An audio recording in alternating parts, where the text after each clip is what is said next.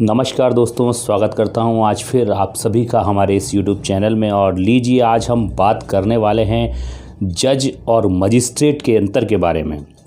जज और मजिस्ट्रेट दोनों ही शब्द दोस्तों ऐसे हैं जो हर आम और ख़ास की ज़ुबान पर इस कदर चढ़े हुए हैं कि वो इनके अंतर को सही रूप से परख ही नहीं पाते, समझ ही नहीं पाते।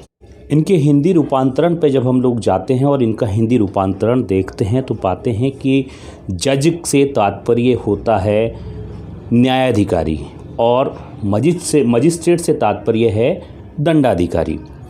अब देखिए दोस्तों, न्यायालय में अर्थात कोर्ट में दो तरह के मामले होते हैं, सिविल केसेस और क्रिमिनल केसेस। सिविल केसेस को हिंदी में कहा जाता है व्यवहार प्रकृति के मामले और उर्दू में कहा जाता है दीवानी प्रकृति के मामले। वहीं क्रिमिनल केसेस को हिंदी में कहा जाता है दांडिक प्रकृति के मामले और उर्दू में फौजदारी प्रकृति के मामले। अब आप ये विचार कर रहे होंगे दोस्तों, मैं हिंदी के साथ इंग्लिश के साथ में उर्दू का प्रयोग क्यों कर रहा हूँ। देखिए, हमारे देश में जो कानून व्यवस्था है वो अंग्रेज़ों की दी हुई है, जिसे हम आज तक फॉलो कर रहे हैं। और अंग्रेज़ों के आने से पहले हमारे देश में मुग़ल कालीन शासन रहा। तब से कुछ शब्दावलियाँ ऐसी है जो अदालती कामकाज में, न्यायिक कामकाज में उर्दू के अल्फाज को आज भी हम लोग अपनाए हुए हैं। इसलिए सिविल प्रकृति के मामलों को दीवानी प्रकृति के मामले भी कहा जाता है और वहीं क्रिमिनल प्रकृति के मामलों को फौजदारी प्रकृति के मामले भी कहा जाता है। अब हमें यहाँ यह भी जान लेना ज़रूरी है कि सिविल प्रकृति के मामले कौन से होते हैं। जिन मामलों में अधिकार, अनुतोष या क्षतिपूर्ति की मांग की जाती है वे मामले सिविल प्रकृति के मामले होते हैं।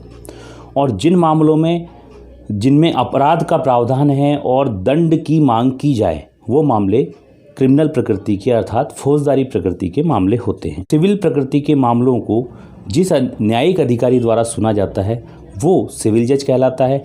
वहीं फौजदारी या क्रिमिनल प्रकृति के मामलों को जिस अधिकारी द्वारा सुना जाता है वो जुडिशियल मजिस्ट्रेट कहलाता है। कुछ मामले दोस्तों दोहरी प्रकृति के भी पाए जाते हैं, उनमें सिविल नेचर भी पाया जाता है और क्रिमिनल नेचर भी पाया जाता है। जैसे फॉर एग्जांपल बात करूं, आपके किसी प्लॉट पर किसी व्यक्ति ने अनाधिकृत रूप से कब्जा कर लिया तो आपके पास ये रेमेडी उपलब्ध है कि आप सिविल नेचर का उसको मामला बना करके सिविल कोर्ट में वाद दायर करें और ये कब्जा प्राप्ति का आपका अधिकार है, आप अपने उस अधिकार को मांगें। साथ में जब तक वो आपके प्लॉट पर या आपके मकान पर जब तक उसने निवास किया है, जब तक उसने अधिग्रहण में उसको रखा है, उससे क्षतिपूर्ति की मांग करें। और भविष्य में भी उसे ऐसा नहीं करने के लिए भी अनुतोष मांगा जा सकता है। ये हुआ सिविल नेचर का मामला। वहीं यदि आप न्यायालय से उसे दंड दिलवाने का अधिकार रखते हैं और दंड दिलवाने के लिए प्रार्थना करते हैं तो ये हुआ दांडिक प्रकृति का मामला अर्थात फौजदारी प्रकृति का मामला, क्रिमिनल नेचर का मामला। तो इस तरह के मामले दोहरी प्रकृति के मामले होते हैं। उनमें ये पक्षकार पर निर्भर करता है कि वो कौन से न्यायालय से किस तरह की रिलीफ चाहता है, किस तरह का अनुतोष चाहता है, सिविल या दांडिक। वहीं कुछ मामले प्योरली सिविल नेचर के भी होते हैं, जैसे पेटेंट के मामले, प्रोबेट के मामले वगैरह। वहीं कुछ मामले पूर्ण रूपेण क्रिमिनल प्रकृति के भी होते हैं, जैसे मर्डर केस हुआ, आत्महत्या हुई। तो बेसिकली एक मजिस्ट्रेट में और एक जज में जो अंतर निकल के सामने आता है वो केवल और केवल मात्र यही आता है कि जो न्यायिक अधिकारी सिविल प्रकृति के मामलों की सुनवाई न्यायालय में बैठकर करता है वो सिविल जज कहलाता है, न्यायाधिकारी कहलाता है। और जो न्यायिक अधिकारी क्रिमिनल प्रकृति के मामलों की सुनवाई न्यायालय में बैठ करके करता है, फौजदारी मामलों की सुनवाई न्यायालय में बैठ करके करता है, वो जुडिशियल मजिस्ट्रेट कहलाता है। जुडिशियल मजिस्ट्रेट और सिविल जज कहाँ बैठते हैं दोस्तों? इसके लिए हमें सबसे पहले हमारी न्याय व्यवस्था को समझना होगा। हमारी न्याय व्यवस्था के अनुरूप हमारे देश में सबसे ऊपर जो आता है वो है सुप्रीम कोर्ट अर्थात सर्वोच्च न्यायालय, उच्चतम न्यायालय। उसके बाद जो आता है वो है हाई कोर्ट, उच्च न्यायालय। उसके बाद आते हैं जिला लेवल के न्यायालय, डिस्ट्रिक्ट कोर्ट्स। और उसके बाद जो कोर्ट्स आते हैं लोअर कोर्ट या सब डिविजनल कोर्ट्स जिन्हें कहा जाता है। सिविल जज या जुडिशियल मजिस्ट्रेट ये लोअर कोर्ट्स में बैठते हैं। अब हम जब ऊपर की तरफ जाते हैं डिस्ट्रिक्ट कोर्ट की ओर, डिस्ट्रिक्ट कोर्ट में सिविल मामलों को सुनने के लिए जो अधिकारी हैं वो हैं जिला न्यायाधीश, और वहीं क्रिमिनल मामलों को, फौजदारी मामलों को सुनने के लिए हैं वो हैं सेशन न्यायाधीश, मतलब सत्र न्यायालय, सत्र न्यायाधीश।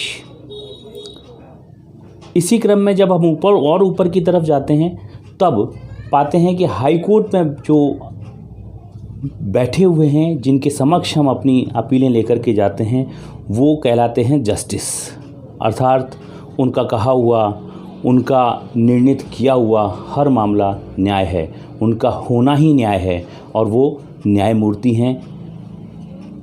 इससे ऊपर जब हम सुप्रीम कोर्ट जाते हैं तो सुप्रीम कोर्ट के जो न्यायिक ऑफिसर्स हैं उन्हें भी जो जस्टिस ही कहा जाता है। उनका होना ही अपने आप में न्याय है, सुप्रीम है, इनका न्याय सुप्रीम है। इनसे ऊपर कोई न्याय हमारे देश में उपलब्ध नहीं है, इसलिए उनका न्याय सुप्रीम है। तो जहाँ तक मैं समझता हूँ दोस्तों, आपको मजिस्ट्रेट और जज के बीच का अंतर क्लियर हो गया होगा। उम्मीद करता हूँ आपने अब तक हमारा चैनल सब्सक्राइब कर लिया होगा, नहीं भी किया है तो सब्सक्राइब कर लेंगे। बेल आइकन आप दबाएंगे तो इस तरह के वीडियो आपको मिलते रहेंगे। साथ ही एक थंब इम्प्रेशन आपको देना है लाइक के लिए। Thank you very much and happy new year to all of you.